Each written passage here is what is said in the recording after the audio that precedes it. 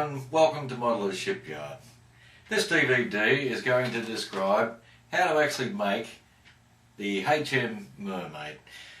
What we're going to do stage by stage is take all the parts out and identify them, and then we're going to go through and show you how to neatly and correctly modify or shape the different parts and then put them together, and we'll be doing that step by step.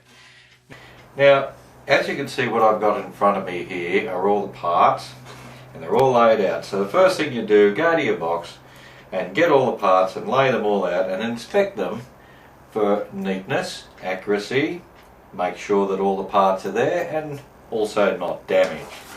Also in your box you'll have your instructions in there, and go through those and make sure that they're in good order, because we're going to be using those step by step as well as working with the DVD.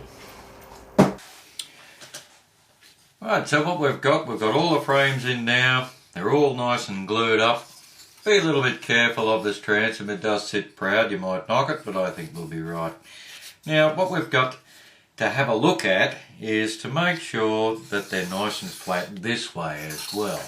So I just grabbed myself a bit of sandpaper with a bit of a pad and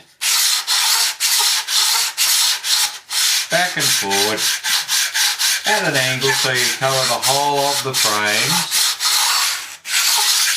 and you will find that that will then become very flat. And there we have it. There's the first layer of plankings on the first plank on either side. Now if you have a look there, there's a good checking point to make sure that these two are nice and even. And then have a look at the back end, and they're even there, and they've got to line up somewhat like that. Then you can just see where we're up to now, and that gap is all nice and even right along there, and the planks are starting to close up.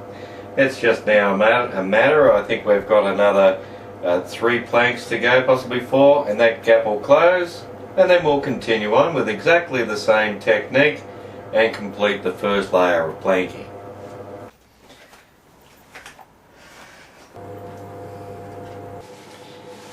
So just again, when we're putting our back steelers on, we've got to have the width of a plank to form the largest part of that steeler. So just put a little piece of scrap there at the end, you know where the steeler's going to form, and a pencil mark.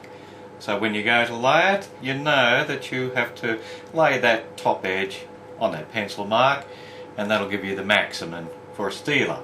So the areas are now closing in rather well. We've got our tape measure and keeping the eye on what's happening, and we can notice that we still need some tapering off the front of the boat. So we'll do that as we go, and we'll know exactly how much to take off by the tape measure.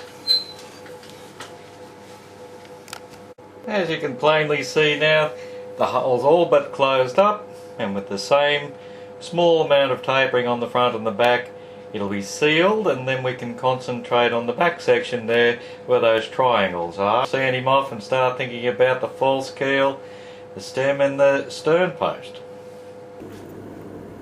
Now we're doing the anchor cables now, and as you can see they're going down through the deck, through the holes that we've put our brass eyelets into. Now, so it's onto the shrouds.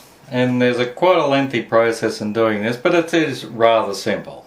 The first thing you do is you get some 1mm black cord, and then you pass it through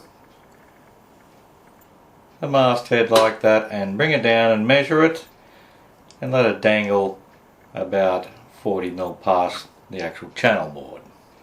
Take that back out.